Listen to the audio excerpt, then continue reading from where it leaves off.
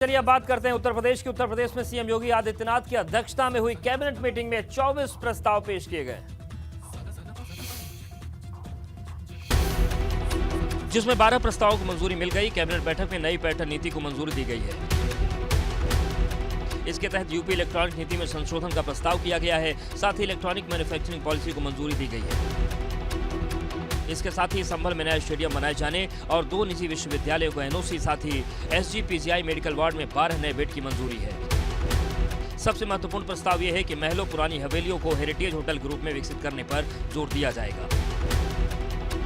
वहीं गांव में भी पर्यटन को बढ़ावा देने के लिए पर्यटन नीति में व्यवस्था की गई है। इस दौरान गांव के लोग अपने घरों को होटल और लॉज के रूप में विकसित कर सकेंगे।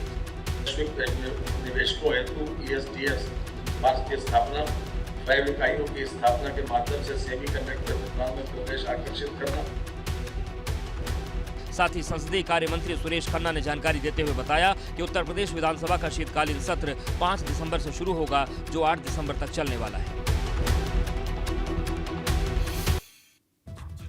बहुजन समाज पार्टी प्रमुख मायावती ने भारतीय जनता पार्टी के पसमानदा सम्मेलन आयोजित करने पर निशाना साधा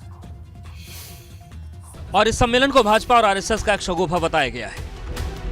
बसपा सुप्रीमो ने ट्वीट करते हुए लिखा है कि अब केवल संकीर्ण राजनीतिक स्वार्थ की खातिर पसमानदा मुस्लिम समाज का राग भाजपा और आरएसएस का अब नया शगुफा है, जबकि मुस्लिम समाज पहले मुसलमान है तथा उनके प्रति इनकी सोच, नियत, नीति और उनका ट्रैक रिकॉर्ड क्या है, कैसा है, ये किसी से छिपा नहीं है। मायावती ने एक के बाद एक 3 ट्वीट किया और भाजपा की सोच को नेगेटिव बताया। भाजपा के पसमानदा प्लान पर सीधा हमला होने के बाद पार्टी के अल्पसंख्यक मोर्चे के प्रदेश अध्यक्ष कुंवर बासित अली ने पलटवार किया है। आप 5-5 करोड़ लेकर के टिकट दिया करती थी तो आपकी पार्टी में पसमानदाओं के लिए, गरीबों के लिए, शोषितों के लिए कोई जगह है नहीं। आपका नाम मायावती की जगह मायावती होना चाहिए। यूपी में मैनपुरी लोकसभा, रामपुर और कथौली में विधानसभा सीट पर उपचुनाव को ध्यान में रखकर भाजपा पसमानदा मुसलमानों को अपने पाले में लाने का प्रयास कर रही है। इसी वजह से पार्टी प्रदेश में अलग अलग जगहों पर लगातार सम्मेलन कर रही है, जिसमें भाजपा के कई वरिष्ठ नेता शामिल हुए और मुस्लिमों की एक जनसभा को संबोधित किया। वहीं मुख्यमंत्री योगी आदित्यनाथ बलरामपुर दौरे के दूसरे दिन आदि शक्तिपीठ देवी पाटन मंदिर पहुंचे और तुलसीपुर के देवी पाटन मंदिर में विधि विधान के साथ देवी के दर्शन किए, साथ ही आरती और विशेष पूजा अर्चना की। मुख्यमंत्री ने मंदिर में दर्शन करने आने वाले श्रद्धालुओं को किसी भी तरह की कोई दिक्कत न हो, इस बात पर जोर दिया। सीएम योगी आदि शक्तिपीठ देवी पाटन मंदिर में आयोजित ब्रह्मलीन महेंद्रनाथ जी की 22वीं पुण्यतिथि में हिस्सा लेने पहुंचे थे, जहां उन्होंने मंदिर के महत्व पर भी चर्चा की। समाज की बात सोचने वाला व्यक्ति ही, लोक कल्याण की बात करने वाला व्यक्ति ही देश समाज के लिए हमेशा प्रेरणादायी बनता है।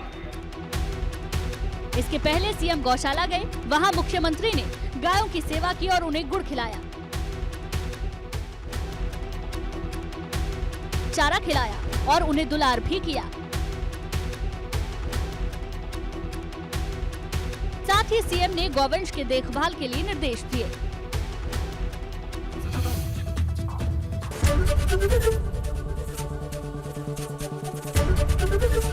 एबीपी गंगा, खबर आपकी, जुबान आपकी।